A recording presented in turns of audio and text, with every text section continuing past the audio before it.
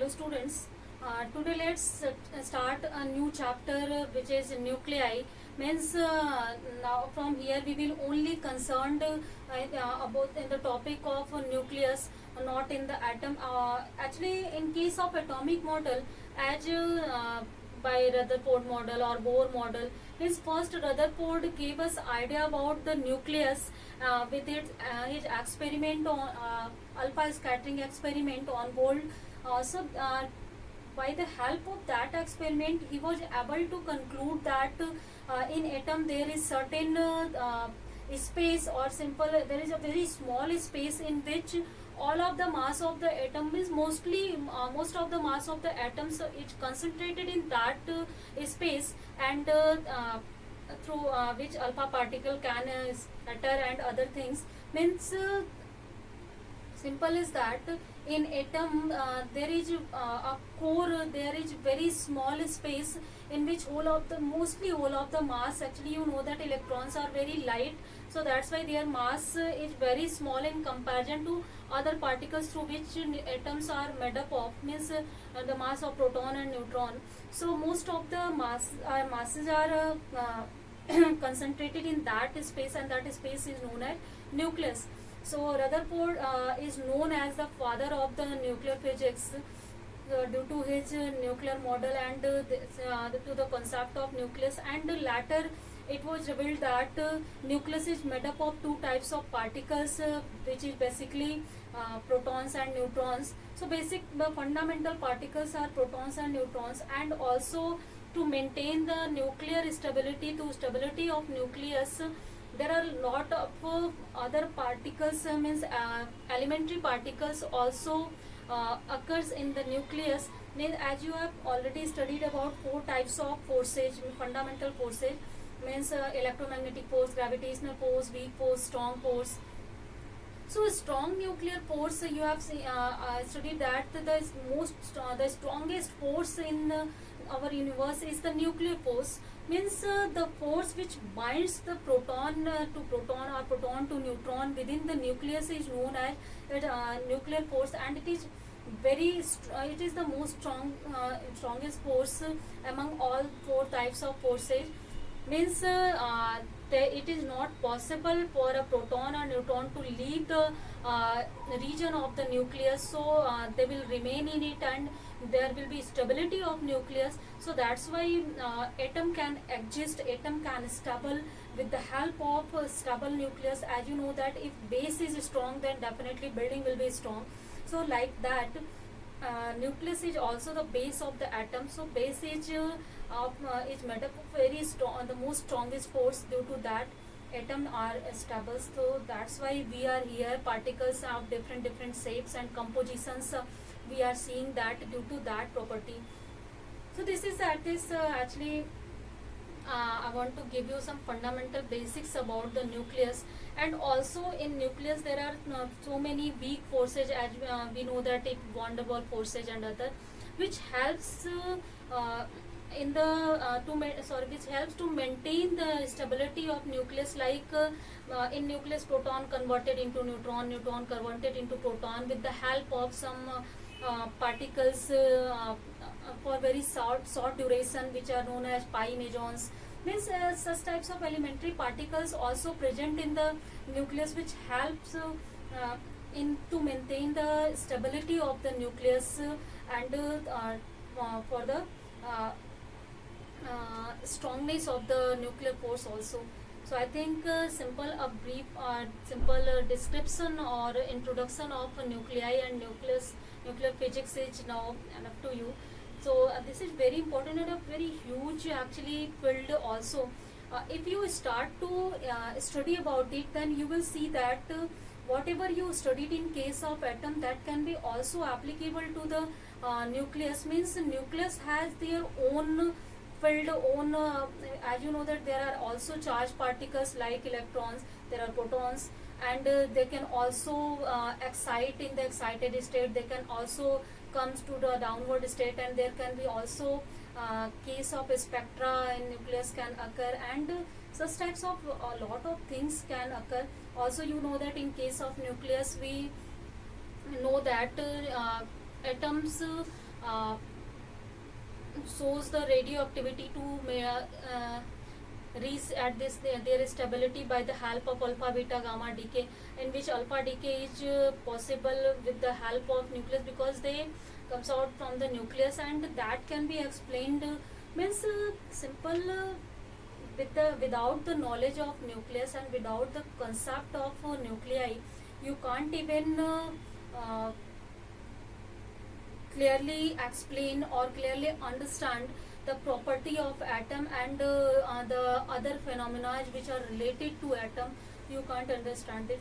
So that's why first nucleus and knowledge about the nucleus is very important. There are a lot of things you have to know, but first here in this chapter you have to know only about uh, the properties of nucleus, like what will be the nuclear size, what will be the density, what is the mass, and such types of things you have to study here, and on which factor it depends on. As there are so many deleted things in your chapter, so that's why I have to tell you only these things here. So first, I think introduction is enough for the today of the about the nucleus. Later, I will tell you the one by one things. So first, start with atomic mass. What is atomic mass? Not nuclear mass. I am talking about the atomic mass. So atomic mass is, you know that atoms are made up of electron, proton, and neutrons. So simple atomic mass will be sum of these, and also in general atomic mass represented in some other units which are known as atomic mass unit. Means for the study of atom or nucleus we assign a new unit here for our simplification, because here 10 to the power will occur always. So that's why to remove that difficulty or simple, to make our study simple, we assign or a new unit here, that is called atomic mass unit, or simple you can also represent it by U. This is called unified mass unit. So these two things are used to, these two units are used to show the mass of the atom or atomic mass of the simple any atom. So I think this is clear to you, and it can be defined at 1 am. The value of 1 amu is the 1/12 of the mass of an atom of 6 carbon 12. This is the very primary definition of amu.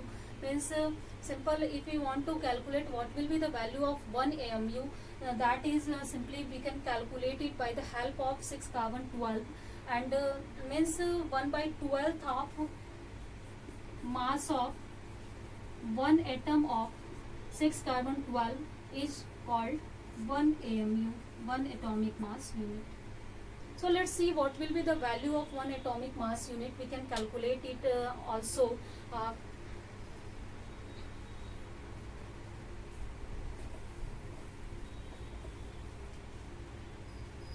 So as you know that the Avogadro number is 6.023 into 10 to the power 23, as you know that, and also you know that the mass of carbon atom, 6 carbon 12, that is 12 gram.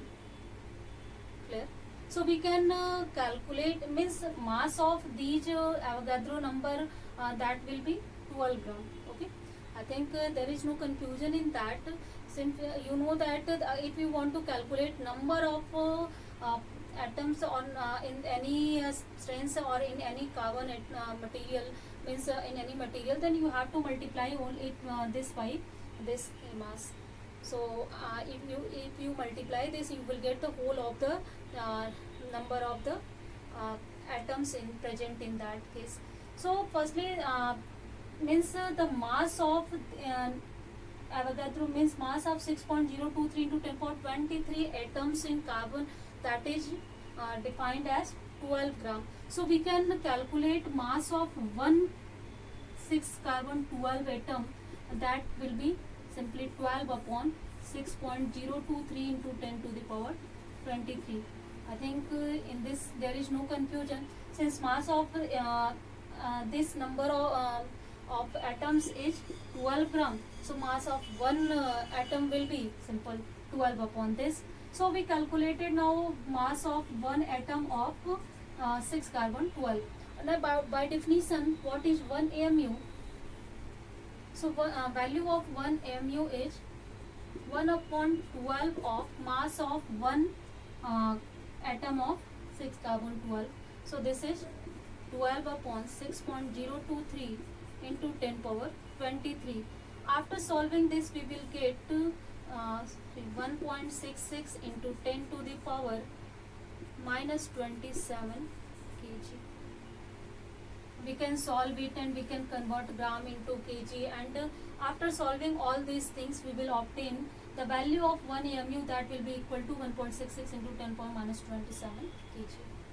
So this helps us to simple, that's why you are seeing that there is a concept of 10 power minus quantity. So that's why to each for the easiness of our calculations and for the easiness of our simple solution, we assign these units here. 1 AMU or its value is this. So I think this is simply clear to you what is the atomic mass and how can we represent it. Simple atomic mass is nothing but the mass of atom. The whole means mass of one atom is known as atomic mass. So I think there is no confusion. It's if you want to convert it, it's into the atomic mass unit, then that will be 1/12 of the mass of one carbon atom. So we can easily calculate it.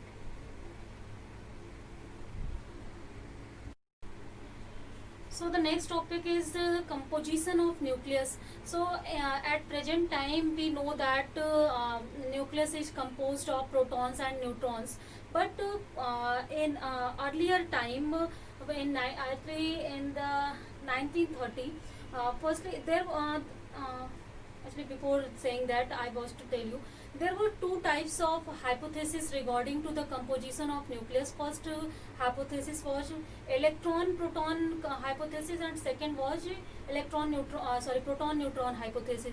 Means before the discovery of neutron, it was assumed that nucleus is made up of protons and electrons.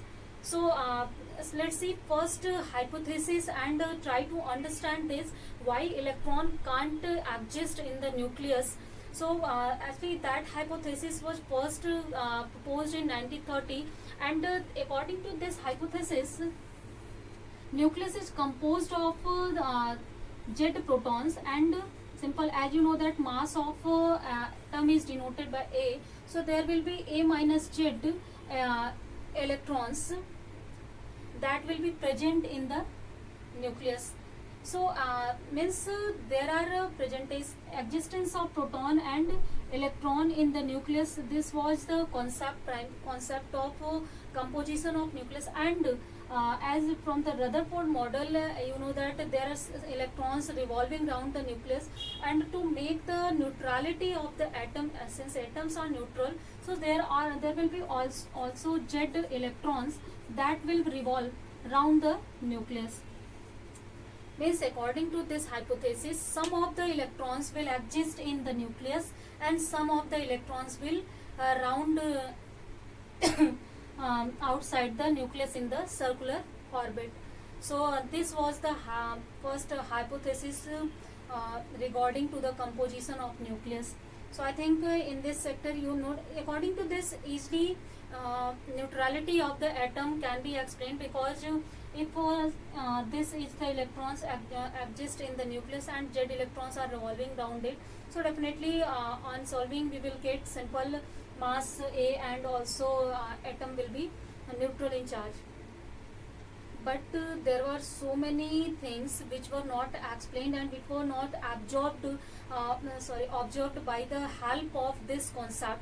So first concept was that the nuclear energy is found out around 20 mega electron volt to 200 mega electron volt.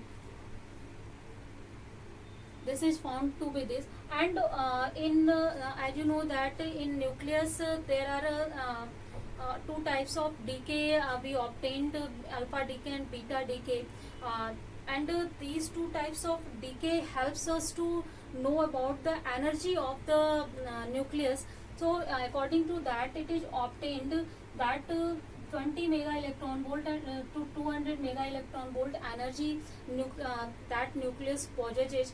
But in case of decay, since there is emission of electrons, so and we obtained only 2 to 3 mega electron volt energy in the case of beta decay. Or later it was revealed that beta decay is not uh, obtained directly from the nucleus. So that's why also means actually I want to explain it here that if any particle exists in the nucleus, then it must have energy range that will be that must be from 20 mega electron volt to 200 mega electron volt. But in case of electron, experimentally it has seen that it will show only 2 to 3 mega electron volt energy. So with this energy, existence in nucleus cannot possible, because if electron has to exist in this nucleus, then it must have energy within this range. But electron has energy 2 to 3 mega electron volt. So that's why the concept of existence of electron in the nucleus is totally denied after this experiment. So I think first is now clear to you why electron can't exist, because electron has not that energy which is needed to possess a nucleus or needed to exist in the nucleus first. Second, when magnetic moments and angular momentum of nucleus is calculated, then the calculation is different for the electrons than the experimental value. Actually, magnetic moment of nucleus is very small in comparison to electron. Means electron has a greater magnetic moment, and with that magnetic moment the nuclear composition can't be possible.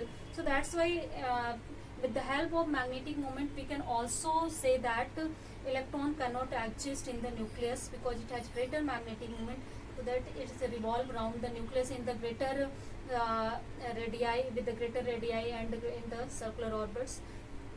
And also when the concept of nuclear spin and other things arises, and due to that also the concept of electron does not matched, means the property of electron was not matched by the property of nucleus. So that's why it also revealed that electron cannot exist in the nucleus. So the most important actually region was that the region you have to know, that is the energy region and also magnetic moment region. Means electron have not that energy which is needed to exist in the nucleus. So that's why electron cannot exist in nucleus. So this concept was totally denied later.